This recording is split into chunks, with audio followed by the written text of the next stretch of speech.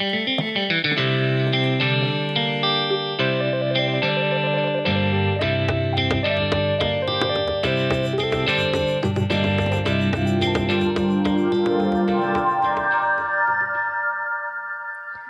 everyone, and welcome to the Honor the Feminine podcast. I'm your host, Shannon Ledford, and today we have the incredible Stacey Demarco with us from Australia, and I'm really excited to be with her.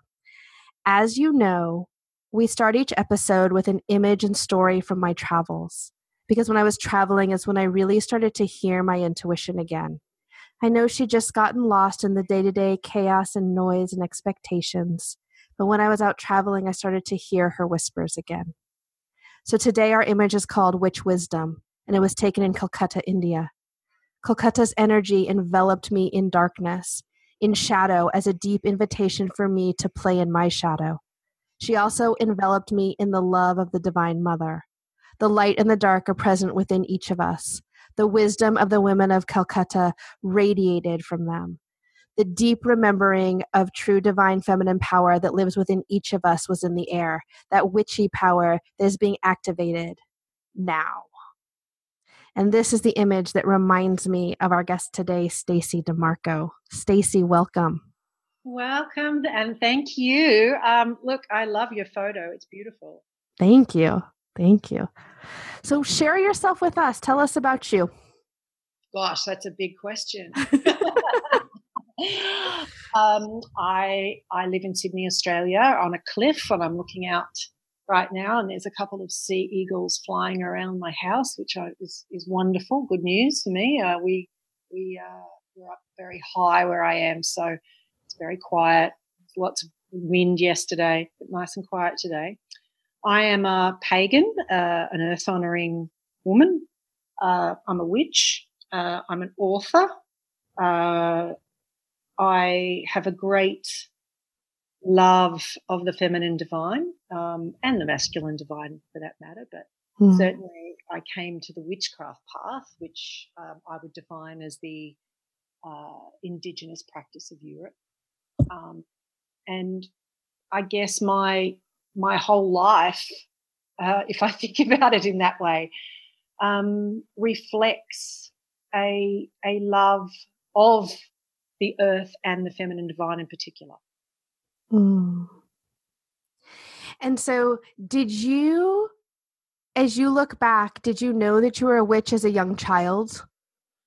No, my first book, I answer that really early. I think I can answer that two ways. There is no history that I would know of magic in my family. The only magic that there would be my dad, coming over with his finger pointed and going, "Hey, pull that." That is the magic that is in my family. But certainly from a really early age, and my mother will, she often tells me stories how if she wanted to keep me quiet, she would put me in the garden. Or if she wanted to keep me quiet, she'd have the cats and the dog. We always had animals. They would be babysitting me. I would go out and play with them for hours, and I was far more interested in them than I was in, having little friends around. And so I think from a very early age, very connected to nature. My father gave me a camera when I was really young, and all of those, my mother still has the photos, and there's not one person in those photos. There's not like, I took a picture of my brother, or here's a picture of my friend, or, it was all of here's the cat, the dog, the budgie, the sky, the plants. So I think from a very early age, I very much followed a pagan path without knowing what it was. And I think too, from a very early age, I had a connection with the goddess Artemis. So that's the Greek goddess. And my mother had a cameo with Artemis with the bow and arrow and the hunting dogs on it. And amongst all the beautiful things my mum might have owned, that's the only one that I coveted. And I coveted it so much that I took it, I thieved it. And my mum went looking for it, and she found it tucked under my pillow slip, right? So inside the pillow slip, not under the pillow, but inside.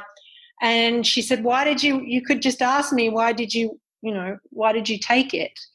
And Mum said that I would have been 6 or something like that. And Mum said that I'd said that it wasn't hers, it was mine. And that she had taken it somehow and it had ended up with her. And there was a very long story about how this actually was mine. So my mother gave it to me smartly, knowing that I would probably continue to take it. And I still have it now. So I think I knew early, and, like a lot of women, I think as you grow, life gets in the way and you perhaps forget who you are and what you are for a time. So I think I really rediscovered who I really was in my early 20s. Mm. And what was the catalyst for that? Was there a pivot point or a turning point there that really Yes, definitely. It's somewhat similar to you in the sense that travel.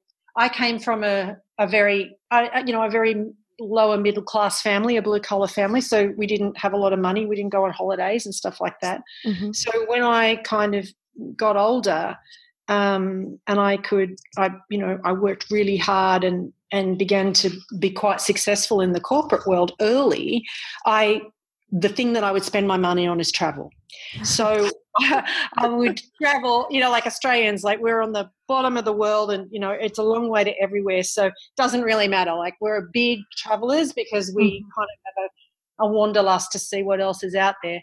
So as I traveled to different places, there were some places that really, like your story of Kolkata, that really affected me. So Bali, for example, is very close to Australia, and it has a very unique religious and spiritual culture that's not quite Hindu, not quite Buddhist, not quite animist.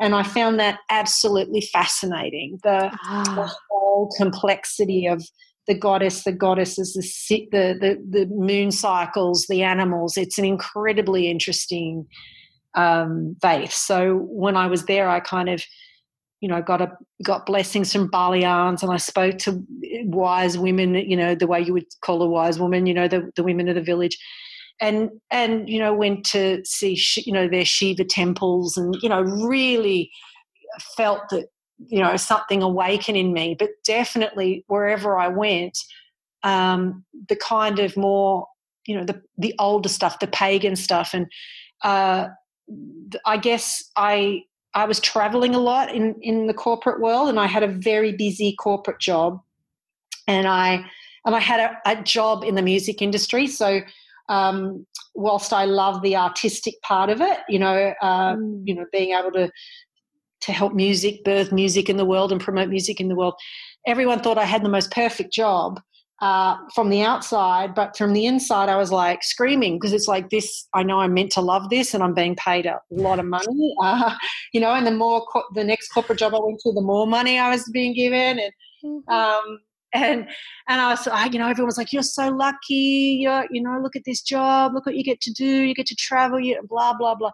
But inside I'm going, there's something wrong with me, because I'm not enjoying this. I'm good at it, but I felt very, very empty.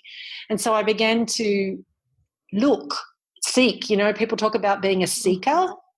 Well, I was, I use that word as a verb, a real verb. I went out and looked, am I Christian? Am I, am I Buddhist? Am I Hindu? What am I? And nothing quite fit. Bits did, but nothing quite fit. And back in those days, there was no internet, so you had no Google. So you had to really do it all. You had to do it. You wanted to check something out, you had to go and get a book, or you had to find a group, or you had to travel to find it. Mm-hmm. And so I remember reading a book, one of Starhawk's books. So anyone who may not know who she is, she's probably one of the most famous witches on the planet. Mm-hmm. And I read one of her books, and I realised, oh my God, he was a practice that was linked in with nature. And I knew, when I went on holiday, Sharon, I didn't go to New York City. I went to Montana. or I went to Yellowstone National Park, or I went to, some remote forest, or like cities weren't my thing, nature was my thing. So I worked out, well, hang on a minute, this could be it. There's a whole practice out here that is linked to nature and that cycles and things I can feel and touch, and it's kind of rational, which I've come from a very rational background, so that was important to me. I'm sort of not, I'm not terribly purple tie-dye. I'm so to cut a long story short, I began to investigate the pagan path, which led me to doing temple training in Greece to be a priestess of Venus. It led me to checking out just about every kind of Wiccan practice, witchcraft practice, studying a bit of voodoo, studying, just doing that whole thing where you see what is for you and what isn't for you. And I can't imagine that I will never ever stop learning, but that's another thing. I'm kind of autodidactic, so I enjoy learning. But that's sort of how it happened, and I can say definitely that I came through the goddess path first. So the feminine drew me. This idea that there wasn't this sort of a big white god up there with a beard telling me what to do. It was a warm, wise, incredibly old and ancient womanly energy that pulled me. And I guess the big pivot point for me is one night I was standing under the full moon, as you do, when you're letting the path, okay, full moon, need to be outside, need to be doing something. And I remember, and I stood there under that big silvery orb, and I looked up, and I had this very sure feeling of not only being very plugged in and strong and solid, but that I was standing there like a millions of other women have over ancient times. This has been going on with witchcraft is the oldest kind of veneration. Paganism, is a form of paganism. So I just felt very privileged that I was standing under that same moon in the same way as so many other incredible, strong, ancestral women, that I would never know, or maybe I do, I don't know. Mm-hmm. But it empowered me enough to change everything pretty much. That's gorgeous. And I can so resonate with that emptiness. I was a corporate lawyer in Manhattan, and everyone thought, oh my God. And I had the kind of job everybody wanted out of law school, blah, blah, blah. And I was like, oh my God, why did anybody want this? This is awful. My soul is dying. Yes, I mean, it looks amazing from the outside. And look, I've still got friends who are in the corporate world, and they love it, and that good for them. That's really good. Yeah. But I think if you're doing that, I'm putting on a mask every day, and I'm dying inside. Unless you get to express who you really are, express that reason that you're here, I think you can get very sick, which is what happened to me. I'm a really kind of, fit person, never had a problem with anything, but I got double pneumonia and tried to get on a flight and collapsed getting on a flight because I couldn't breathe. And it was very, workaholic type energy. And that's when I kind of thought, all right, well, hang on a minute. This has got to stop. Yeah. I've got to stop this. And why am I doing this anyway? So, that's when I decided, all right, well, to me, it's a big decision. It was a big decision to go, okay, I'm going to go from this very successful corporate person, and I'm going to transition into being a witch. I love it. Right? Can you imagine? Yes, I can. I can imagine, because I took off and spent the thing after corporate lawyering was 10 months living in a Land Cruiser driving through Southern and Eastern Africa. Yeah. Like, well, I get it. Yeah, you get it. You're one of the few people that would get it, right? And it's kind of like, not only that, when my parents asked, this is a classic, when my parents asked me, So hang on, you're giving up your job to what? And then, try to explain. And then the first question out of my dad's mouth was, is this a cult? That was the first thing. And then the second thing was, and you think you're going to make your living writing, right? So this was just as my first book came out, because at the same time I wasn't stupid enough to give it all up and just, think, it's all going to happen from there. I did the very sensible transitional thing of work and write and prepare for my new business at the same time. So for almost 2 years, I basically was writing, setting up my business and having a full-time job. Yeah. So would I recommend that to anyone? No, and yes. Mm-hmm. Because no, not while you're doing it. It's horrendous, but at the end it's great because you're making a very confident transition where you're not worried about money or, am I good at this or not, because you've already worked that out with a safety net. Yeah. Yeah. And that's beautiful. And actually, I think we've heard that from Liz Gilbert in the last couple of years around don't just quit it to be an artist, work on both. You can be, and sorry to interrupt, I'm quite passionate about this. I've just spent a weekend teaching creativity, right, to a whole bunch of writers. And this is the thing, it's like you can be whatever you are, a dentist, a doctor, whatever the hell, we had all sorts of people there. And that doesn't stop you being an artist. Right. That doesn't stop you. You can do that at the same time, right? Forever, if that's what you want. But if you want to go pro, that's what you want to do. You want to be an artist full time. Well, then you need to act like it, right? So you need to have a plan around it. So it's not just, I'm going to be this, Gilbert does talk about this too, that it's not all about letting go. It's also about structure. Yeah. And that's not so, glamorous. It's not so glamorous. But look, that's the same as witchcraft, in my opinion. That's the same as a lot of women's work. It's this beautiful dance, like Shiva dances the balance. Between this letting go and this structure, or this boundary setting, or whatever you want to call it. Yeah, the way I feel it sometimes is that sacred masculine is the container, and we need the structure and the container so that the divine feminine can flow into it. Because if she doesn't have a container, she's sort of a puddle on the ground, and that doesn't really work that well. Yeah, or she's an enormous wave that is going to take you pummel out. You. Yep, that was the other one. Yeah. So there's some extremes there, and and also what I like about the divine masculine energy to me is it's protective.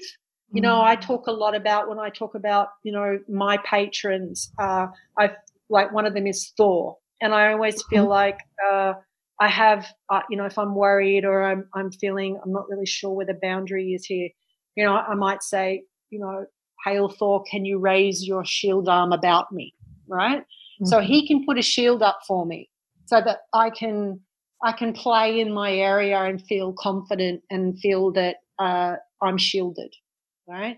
It doesn't mean that I'm not doing anything for my own protection. It doesn't mean that I'm some helpless little, puddle on the ground, because that's not who I am. My patron is Artemis. I will never be helpless. But it's but it's understatement of the podcast. Yeah, pretty much.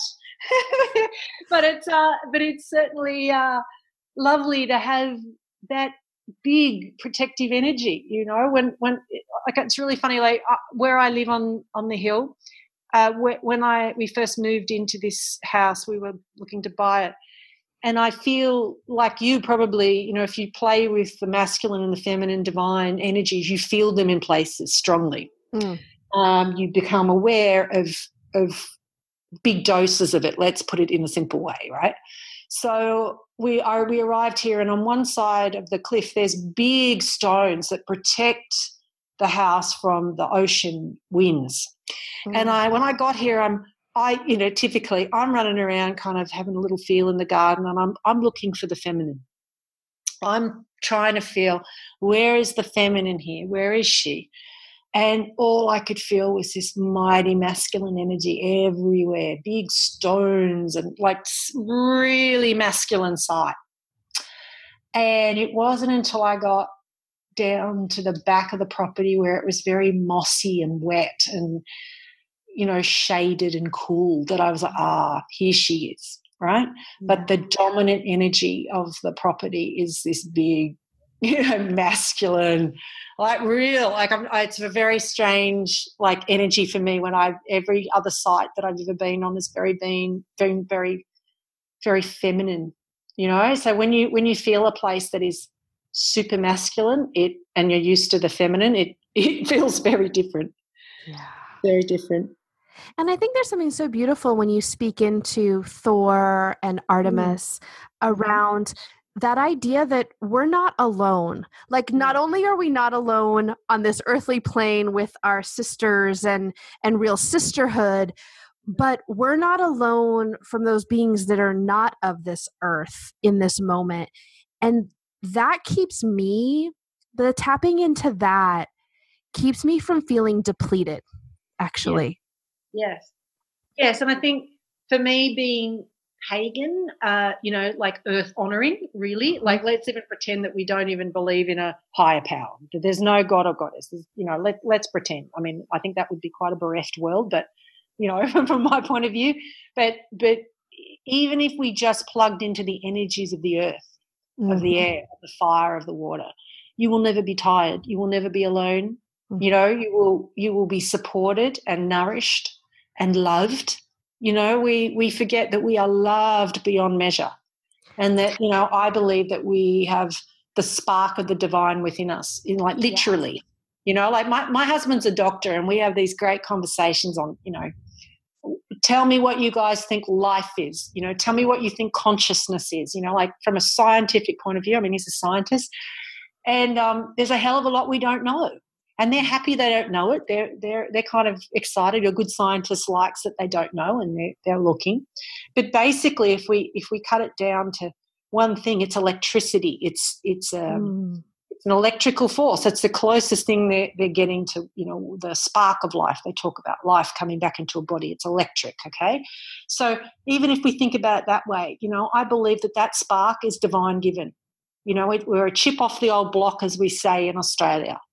You know, or a chip off the wood, off the tree, you know.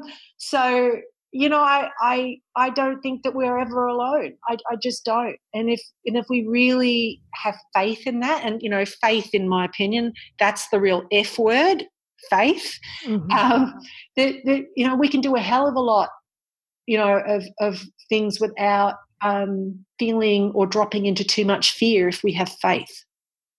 We're taking a sacred pause so that I can share something really exciting with you.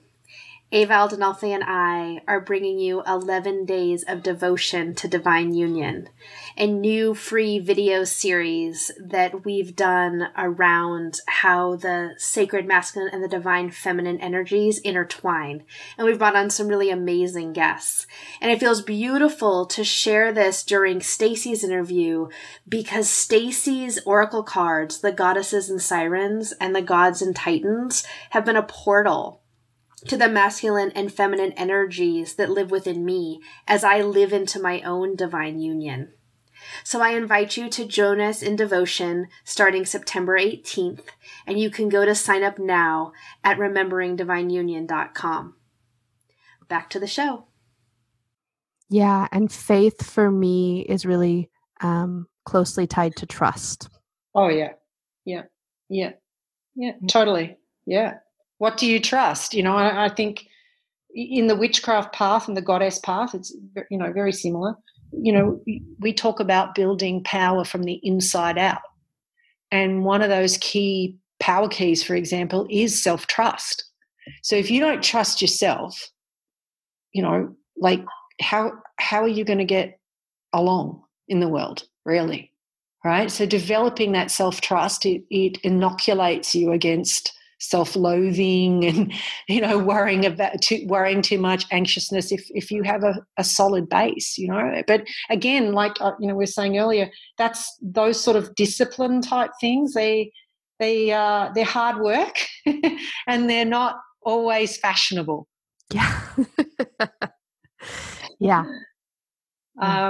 Yeah, it's, some things are hard won, like I don't know about you, but, building my power from the inside out where I don't worry too much about what others think of me, or that everyone's welcome to their opinion and it's just that, and as an author, of many books and decks now, every time you hand over that manuscript, it's a little bit like dropping your pants. Like, oh, look, here's a piece of me. Have a look.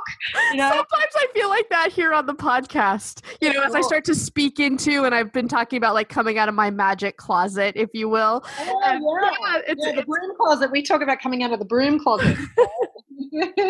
but yes, it's any kind of artist, and what you're doing on your podcast, you're an artist, you're a communicator. Mm-hmm. Yeah, it's a piece of art. That means you're showing yourself. I mean, you're not doing something about a product here. You're talking about your feelings, your innermost dreams, your teachings. Yeah. You're interviewing people the same way. So every time, you give of yourself like that, it is being very, very, very vulnerable. It is. So rather than have a thick skin, people say, oh, you must have such a thick skin, Stacey, people don't like witches, number one, and then you're an author and, people don't like your work. It's like, one of the teachings of the goddesses is that we're all made a certain way for a certain, for lots of things. But, I may not appeal to you. I may not be your cup of tea, as we say here, but you're not everyone's either. Right. Like there's going to be somebody always who's not going to resonate with you. And there's nothing personal in that. Like there can't be.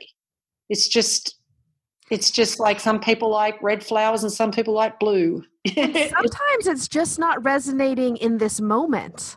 Yeah. Is the crazy thing, right? Yeah.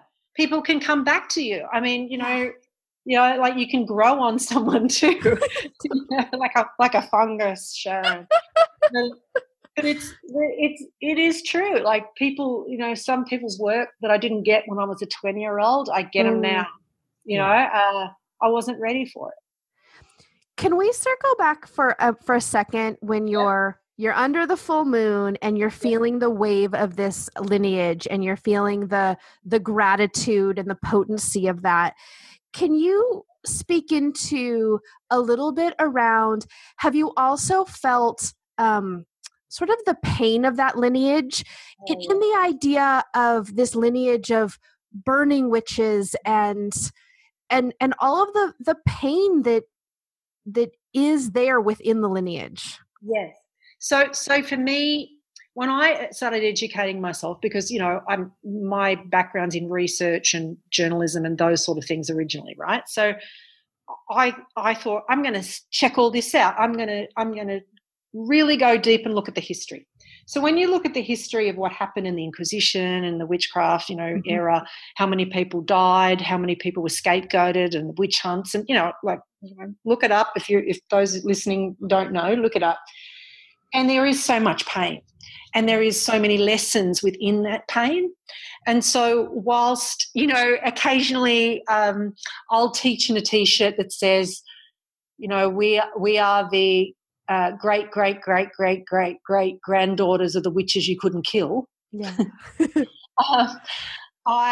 I'm proud of being a woman that's whose lineage has survived those times, because I have an idea of my genetic heritage, and it sort of goes smack into a lot of that. I think it's important that we carry the lesson and not the pain. Gorgeous. Okay, so I'll teach it. I'll be really honest about it. But I'll also model that I'm an activist, as you know, so I will really model being an activist. So in those times, perhaps if everyone had risen up and said no, just a bit like Nazi Germany, if everyone in the beginning had have turned around and said no to all of that, then it probably wouldn't have got as far as it did. So in my opinion, we witches in those times became a minority. They became hunted. It's very easy to have scapegoats in society, and we still have them. So it's really important, you know, for example, what's happening in your country at the moment, your president has just basically turned around and said, you know, transgender people cannot be in the military. Right. Okay. So you've got a whole group of people that are willing to lay down their lives for your country and for the community, yet because they're a minority and because they're different, they're being told that there's something wrong with them and they can't serve, and that who they are is lesser. Okay. And if that sort of thing can happen, it's kind of the same thing. It's kind of a witch hunt, right? Let's scapegoat someone. Let's use that, right? So for me, I use the lessons of what happened to us as women and as witches to kind of stand up and go, you know, once we let minorities of any kind be pushed around or hurt or discriminated against, it's kind of a slippery slide, in my opinion. Yeah. Yeah. I can. So things like the rights of women to control our own bodies, to make our own decisions, equal pay for equal work, those sort of things I'm very passionate about. That you know, I'm not asking for any more. I'm just asking for women to be treated equally. Yeah. You know, and I think this is the extension of that. And you know, not forgetting that in those days, it wasn't just men that were women that were killed. It was men as well. So we forget that. men were killed protecting, you know, their sisters, their family members, and also, you know, men who would not give up their the old ways. You know, they had their land taken from them, you know, all kinds of things. Yeah, I think there's something so important around not ignoring the shadow. Because there's such opportunity there, like that you've really spoken into around the lessons of not ignoring the shadow. It's not all light. It's not all light. We have to have both, and we have to acknowledge both. And actually, one isn't better than the other. No. Look at the lessons. See, this is the most beautiful thing about, I mean, as you know, I do a lunar and seasonal diary, right? So the lunar and seasons are really important, you know, as being pagan, yes, but just for everyone, really, just to into the world. And, you know, people, you know, the full moon gets all the good press, you know, it's beautiful, it's up there and it's shining and it's all very romantic and, you know, it's all fabulous. But my favourite moon is the dark moon. The one mine too.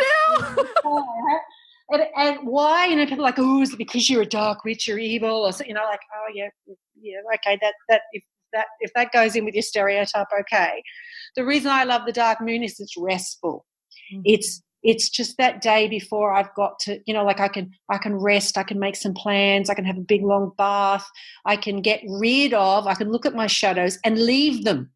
So the dark moon, I get an opportunity before the new moon every month, every 28 days, to go, you know what, this isn't working for me. This bad habit or this thing I'm doing or this feeling I'm having or, you know, this practice that I'm being doing, this is not so good for me. So you know what, I'm leaving it. And then the next day you have that little tiny crescent in the sky, that little birth of the new. And then that day I can say, right, so instead of that thing, the space that I've made, I'm going to put in something good and better and that'll work for me and make this more useful to me. All right. So I get to do that as a witch every month. That's useful. That's spring cleaning every month. Yeah. You know? And you know, we speak into it too around menstrual cycles for women, but that only, you know, menstrual cycles happen to our gender, but all of us are under the moon, whether you menstruate or not. Yeah. And it is potent. It's really potent. And, you know, depending on your lunar return, you know, the moon phase that you were born in too, not astrological, but astronomy, the astronomy style of it. Yeah, like on your natal chart, like the moment you were born. Chart, yeah, what moon it was. that is your peak time biorhythmically. And, even scientists are looking at this at the moment, right? So if this is your peak time, this is the time that you should be making your good decisions. This is the time that you should be feeling, at your best out there and planning for that. The opposite moon, so let's say I'm actually born on a dark moon, by the way, so there's a good reason I love it. So the full moon, I never realised, as a witch, we all, you go out and you do ritual with your friends, or when I was first learning, I never felt totally extroverted on a full moon. Everyone, let's go and do this big ritual. Let's go and do this big spell. I'm like, I don't know. I don't feel that energetic, but all right. Well, I realised that's my opposite. Yeah. Okay, so it's opposite. So does it mean I feel down and depressed? No, it just means I have a little bit less energy and I have a little bit less, reserve to give, right? So what do I do on full moons? I do devotion. I do introverted things. I teach meditation. So, I don't do the big extroverted things anymore. I align myself with, like I said, standing under that moon and giving gratitude and devotion. And all of this is just beautiful access points to know ourselves better. Yeah, all of it. Yeah, look, this again goes back to that building power from the inside out. Oh. If you have self-knowledge and you have self-care and you have building your levels of self-esteem and self-trust, there's not a hell of a lot that can throw you. And even if life throws you something really horrendous, aren't you going to be able to handle it more gracefully and with more ease? Ease and grace is powerful. Yeah. Look, let me tell you, when I was younger, I was like, what's ease and grace? That sounds like cowardly. And weak. And weak. Yeah, right. And now I must suffer. I must suffer for my art, yeah. And anything worth doing is, whoa, it's hard. But, I've worked out now that, yes, things that are really worth doing are often hard, but you can chunk those down, into graceful chunks. Yes. You don't have to push yourself until you're half under the ground, there's smarter ways to do it. I'm hoping I've got wiser as I've aged. Yeah, on that note, that's beautiful. Are you ready, my love, for the random questions? Oh, I love random questions. Go for it. I hope I can answer them. They're not meant to stump you, so I'm sure. All right. So if you could sit down with any woman, alive or dead, for a chat and tea, who would it be? Oh, gee, that's really hard. Oh, now I'm not gonna say goddesses or anything like that, okay? Because that's sort of kind of debatable. Maybe Gorgo of Sparta. Oh. So that's the Queen of Sparta. So I'd like to know about the women in that society and what made them so incredibly strong. And I'd be just really, really interested because that was Leonidas's wife, right? So the guy that was left at the 200, the sort of 500 at the gate, the 300 at the gate. So I want to know. I'd like to talk to her. Fascinating. And the second question is, where would you most like to travel? See, I get to do this. This is an unfair question. No, it's not unfair. Oh. It can be a trip you already have planned that you're just so looking forward to. It's okay. Yeah, I'm intending on, probably dying in transit somewhere, remote. Probably I'd like to go to the either Antarctica or the Arctic, and I want to go to the right in the middle of the pole, right? So that means I would have to get like husky dogs, walk for days, do that hard stuff. So yes, not just go there on a cruise ship. Like I want to do expedition travel in one of those areas. That would be great. Well, just take it day by day with ease and grace, right? Exactly. This is how you do it. Like I do mountaineering, right? And one thing it's taught me is patience. Oh.